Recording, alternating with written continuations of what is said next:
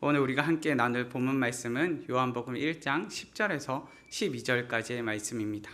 요한복음 1장 10절에서 12절까지의 말씀, 우리 세 구절의 말씀인데요. 우리 한 목소리로 함께 봉독하시겠습니다. 그가 세상에 계셨으며 세상은 그로 말미암아 지은 바 되었을 때 세상이 그를 알지 못하였고 자기 땅에 오매 자기 백성이 영접하지 아니하였으나 영접하는 자 곧 그 이름을 믿는 자들에게는 하나님의 자녀가 되는 권세를 주셨으니. 아멘. 잠시 기도하고 말씀 나누겠습니다. 하나님 감사합니다. 오늘 하나님의 자녀라는 제목으로 말씀을 나누고자 합니다.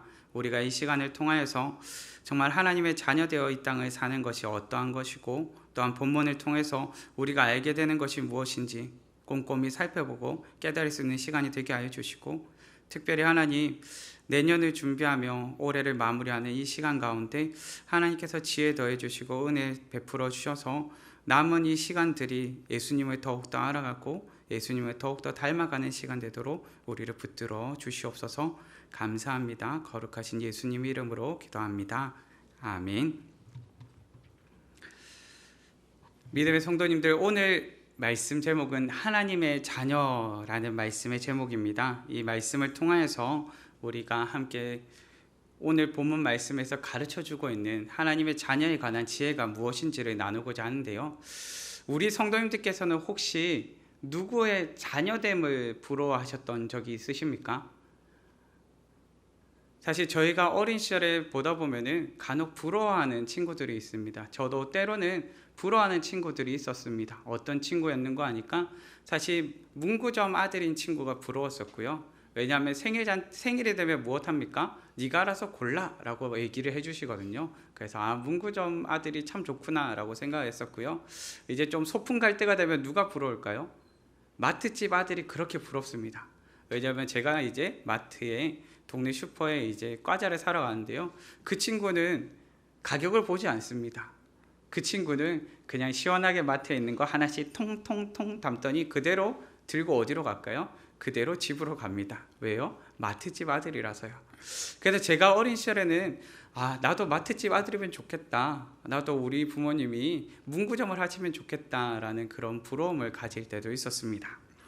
그런데 오늘 본문 말씀을 살펴보고 있으니까요. 우리가 진정으로 부러워해야 되고 우리가 진정으로 알아야 되고 우리 가운데 있어서 정말 중요한 참된 관계를 하나 알게 됩니다. 어떤 관계인가요? 하나님의 자녀됨의 관계에 대해서 알게 됩니다.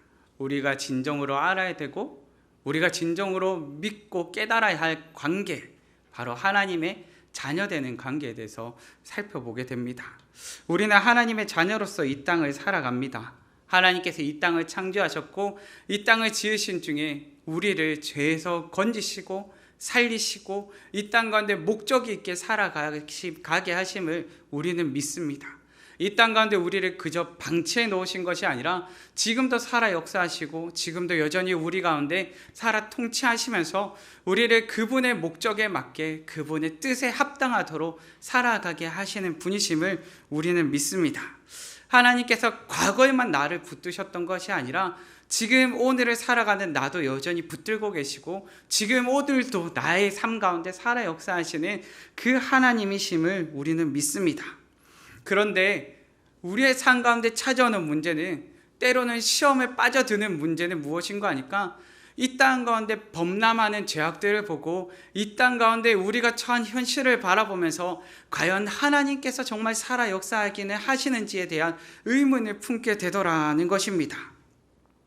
하나님께서는 이 땅의 죄악에도 불구하고 이 땅의 불의한 모든 상황임에도 불구하고 그럼에도 불구하고 하나님의 뜻을 성취하시고 이뤄가시는 분이십니다. 때로는 이 모든 상황 가운데 우리가 이해할 수 없는 상황과 이해할 수 없는 순간들을 마주할 때도 있지만 그럼에도 불구하고 하나님의 뜻은 꺾이지 않고 하나님의 뜻은 성취됨을 우리로 보게 하시는 분이십니다. 우리는 그런 하나님을 믿습니다. 우리는 그런 하나님께서 우리의 하나님 되셨고 우리는 그분의 자녀 되었음을 믿습니다.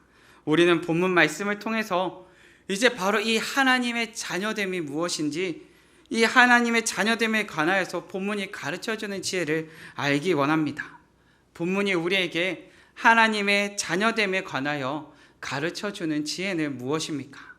첫째는 예수 그리스도를 아는 자입니다.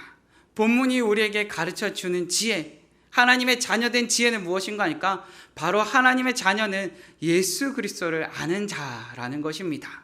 본문 10절 말씀입니다. 그가 세상에 계셨으며 세상은 그로 말미암아 지은 바 되었으되 세상이 그를 알지 못하였고. 아멘.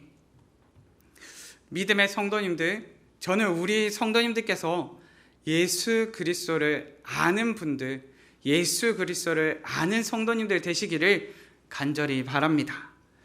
예수님께서 세상에 오셨습니다. 그런데 예수님께서 세상에 오셨는데 문제가 있지요. 무엇했다고요? 세상이 그를 알지 못했다라고 말합니다. 예수님께서 이 땅에 오셨는데 왜 세상이 예수님을 알지 못했을까요? 예수님께서 이 땅에 구원자로 오셨는데요, 예수님께서 그 구원자이심을 그들이 알지 못했다는 겁니다.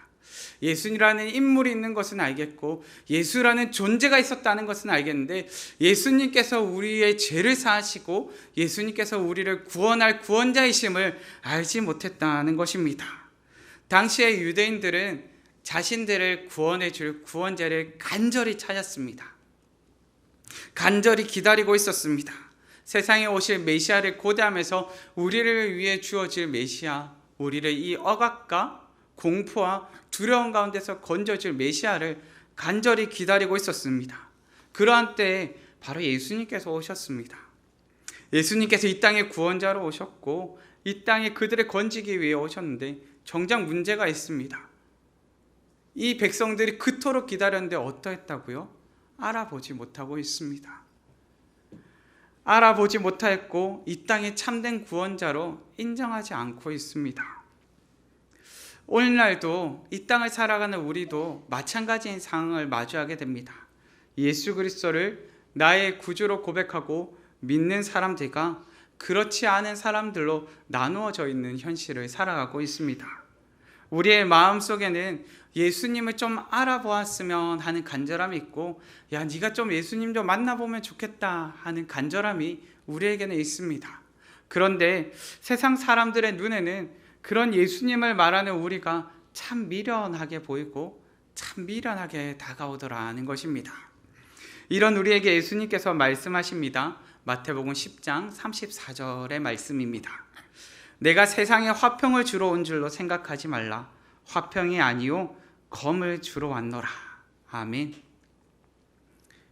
이 말씀이 무엇입니까? 예수님께서 화평을 주러 온 줄로 생각하지 말라. 무엇을 주러 왔다고요? 갈라짐을 주러 왔다 말씀해 주십니다. 검으로 왔다 말씀해 주십니다. 예수님 때문에 갈라짐이 있을 것이요 예수님 때문에 그 화평이 깨어질 것이다 말씀해 주십니다.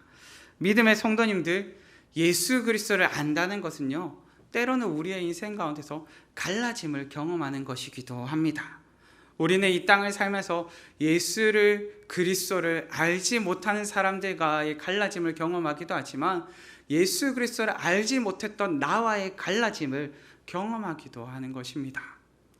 많은 청년들이 믿지 않는 청년들과 연애를 할 때, 믿지 않는 이성들과 연애를 할 때 참 어려움을 경험합니다. 왜 어려움을 경험합니까?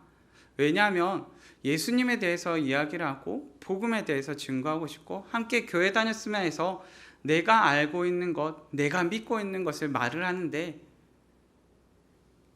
믿음이 없는 친구들이 듣기에는 이것이 참 불편하게 다가오기 때문에 그렇습니다.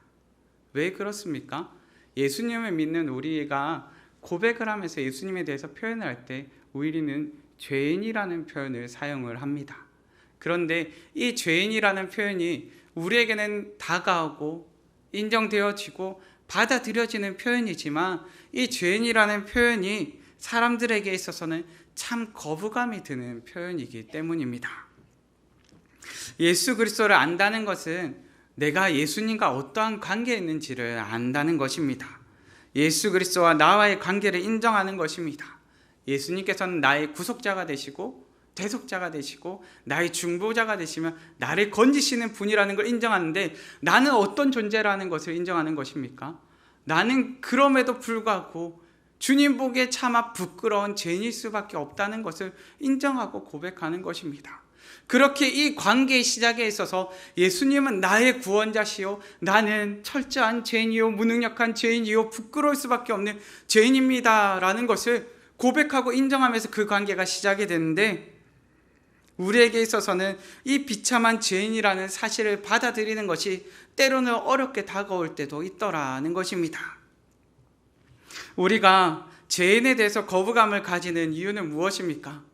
사실 이것을 면밀히 살펴보면요, 예수 그리스도가 누구신지 명확하게 모르기 때문에 내가 죄인이라는 사실이 잘 받아들여지지 않는 것입니다. 예수님을 모르기 때문에, 예수님을 안다고 생각하였지만 예수님을 정확하게 알고 있지 못했기 때문에 우리가 죄인이라는 것이 받아들이기가, 우리가 죄인으로서 예수님과의 관계를 시작하는 것이 너무 어렵다라는 것입니다. 예수 그리스도의 관계 가운데서 예수님께서는 누구시고 나는 누구인지를 우리는 알아야만 합니다. 주님 앞에 죄인이라는 명확한 자기인식 없이는 우리 가운데 올바른 변화를 기대할 수가 없고요, 우리가 이 땅을 사는 가운데 올바른 정체성으로서 살아갈 수가 없습니다. 예수 그리스도를 알기 전에 나의 모습과 완전한 갈라짐을 경험할 수도 없습니다.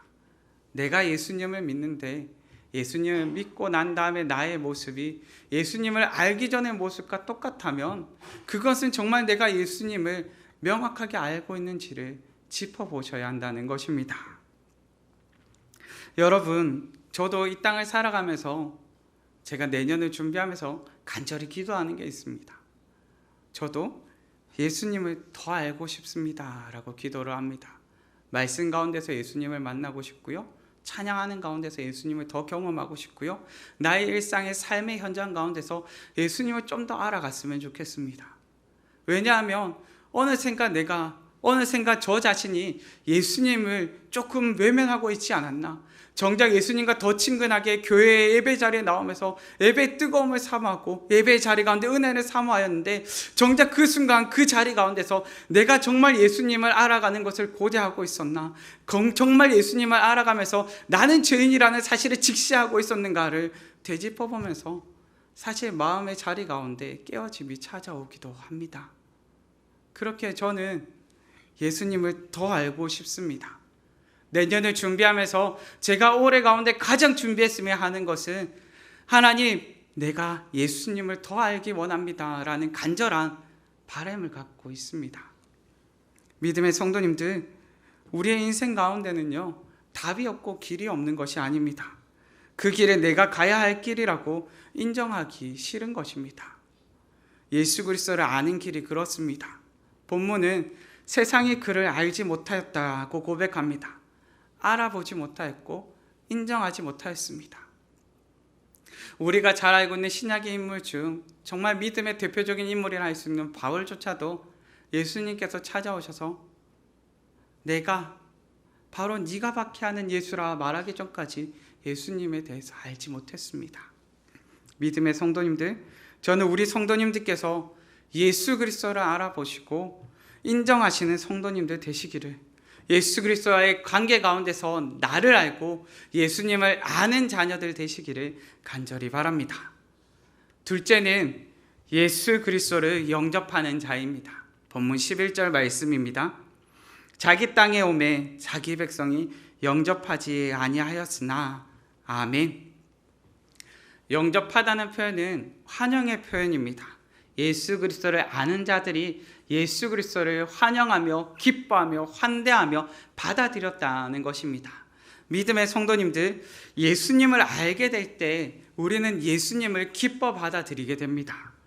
우리는 예수님께서 이 땅에 오셔서 어떤 대우를 받으셨는지 잘 압니다. 예수님은 이 땅에 태어나시자마자 생명의 위협을 당하셨고요, 예수님께서는 십자가 가운데 비난과 조롱과 희롱을 당하셔야 했습니다.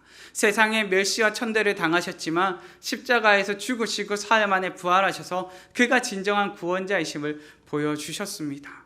비록 자신이 사랑했던 제자들이 자신을 부인하고 떠났고 자신이 믿었던 자들도 자신을 부인하며 떠났지만 그럼에도 불구하고 그런 자들을 변화시키셔서 주님의 제자로 삼아주시고 이 땅 가운데 참된 구원의 빛을 비춰주신 분임을 우리는 믿습니다. 그런데 우리는 이어지는 사도행전의 말씀 가운데서 또한 발견하게 됩니다. 예수님을 알고 예수님을 믿는 제자들이 어떤 대우를 당하고 있는지를 보게 됩니다. 예수님의 제자들 또한 핍박과 박해와 희롱과 조롱을 경험하고 있음을 보게 됩니다. 믿음의 성도님들, 예수님께서 이 모든 일을 당하셨고 예수님을 알고 예수님을 환대하였던 자들도 이러한 일들을 경험하고 있습니다. 부당하고 불의한 대우이지만 그럼에도 감내하고 있습니다. 예수님의 제자들도 왜 이 모든 일을 당해야만 했습니까? 왜 이들은 이 모든 일을 당하고만 있습니까?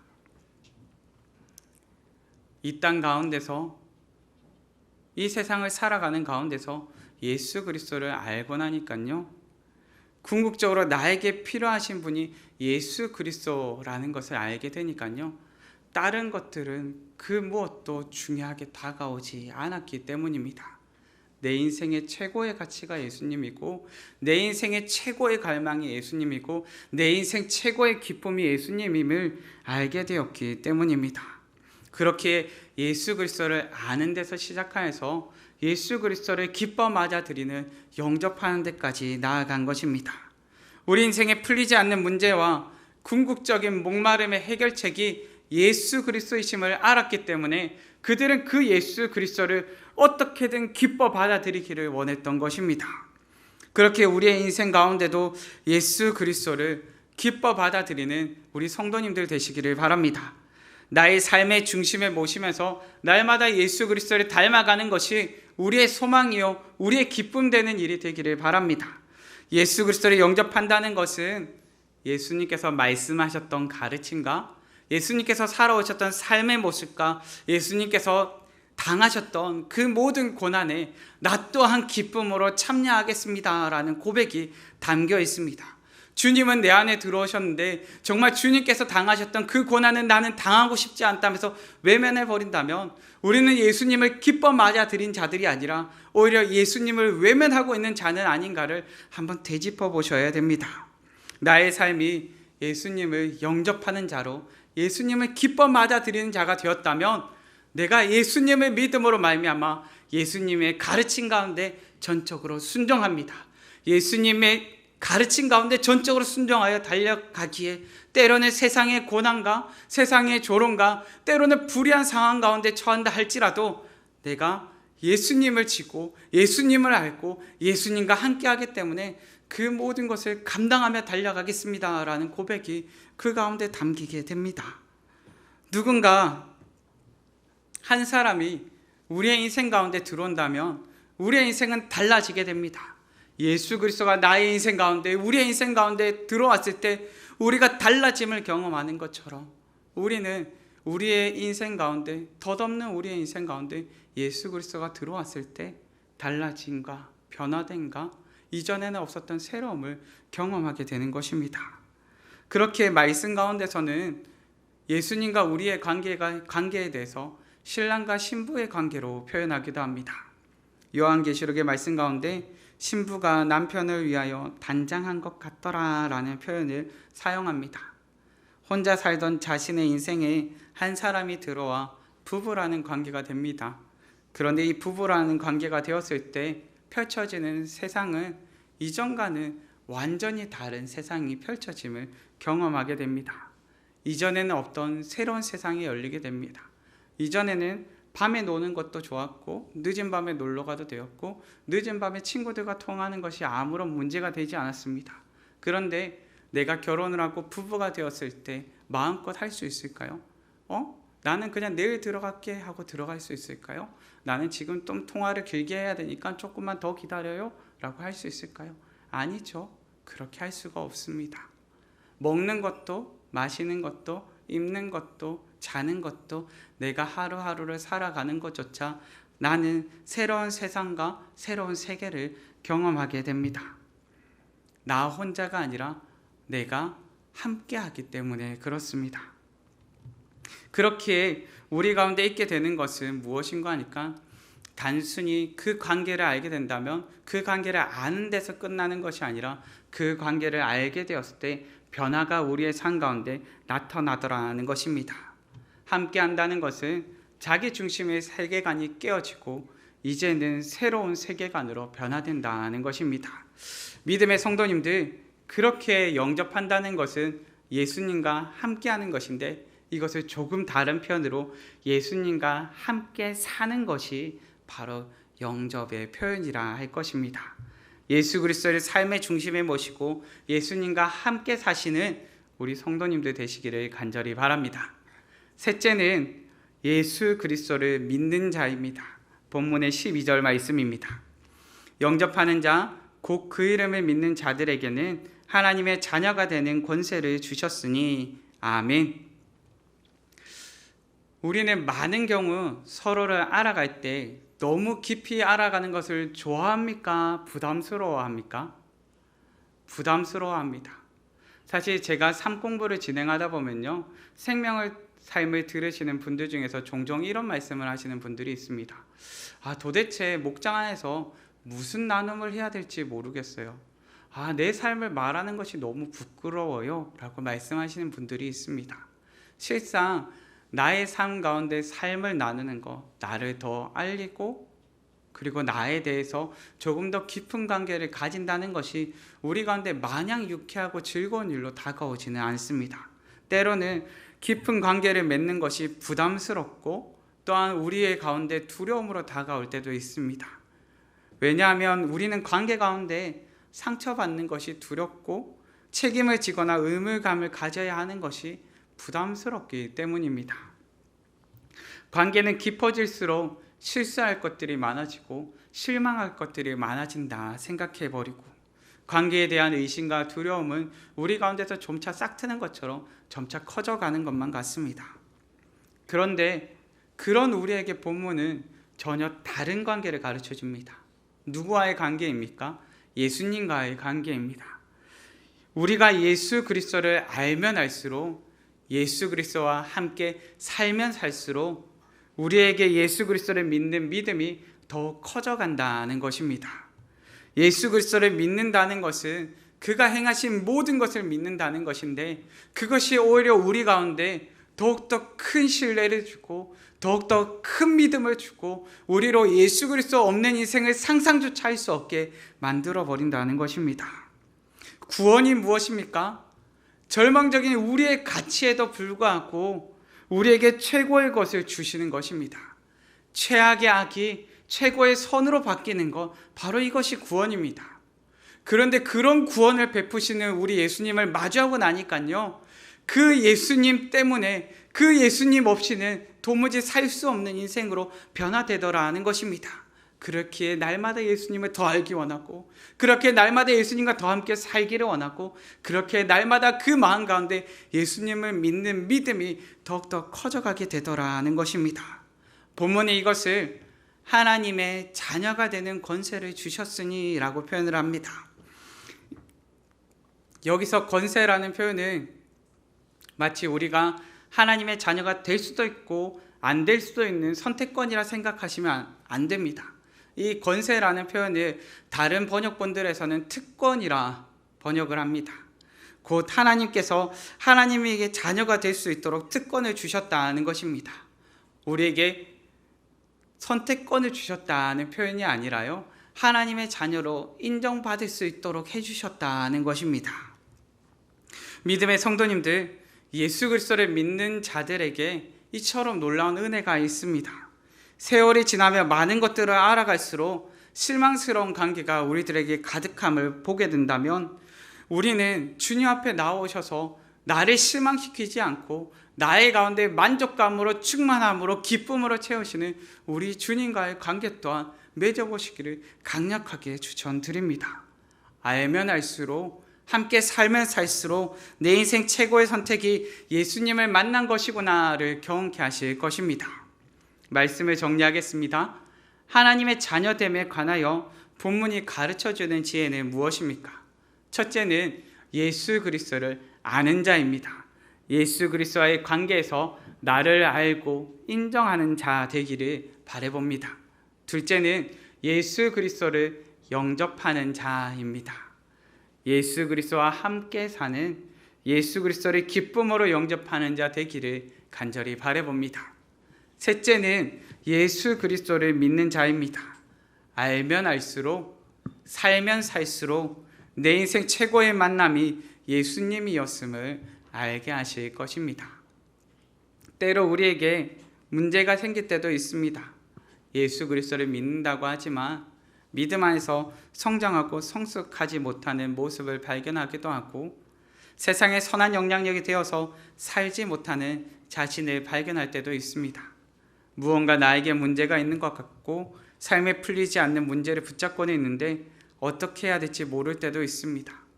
시간이 지날수록 힘은 빠지고 매 순간이 내 인생의 고비가 되고 근심과 같을 때가 있습니다. 만약 그렇다면 저는 첫 단추를 생각하셨으면 참 좋겠습니다. 예수 그리스도를 아는 데서부터 다시 시작하시기 바랍니다. 예수 그리스도의 관계에서 내가 진정 예수 그리스도를 아는 자인지 살필 수 있기를 바라봅니다. 예수 그리스도를 아는 것이 우리의 시작이요, 예수 그리스도의 관계에서 나를 알고 인정하는 것이 그 해결책의 시작점이 될 것입니다. 하나님께서 세상을 목적 있게 창조하셨듯 오늘을 사는 우리를 하나님의 목적이 있게 하나님의 자녀 삼아 주셨습니다. 하나님의 자녀답게 오늘을 사시는 우리 성도님들 되시기를 간절히 바랍니다. 이 시간 다 함께 찬양하셨으면 하는데요. 제가 말씀을 묵상하고 고민하는 중에 정말 우리의 관계 가운데서 우리가 함께 영원히 우리 주님을 찬양하고 우리 하나님을 예배한 자 되기를 원한다고 함께 찬양하시면서 고백하시겠습니다.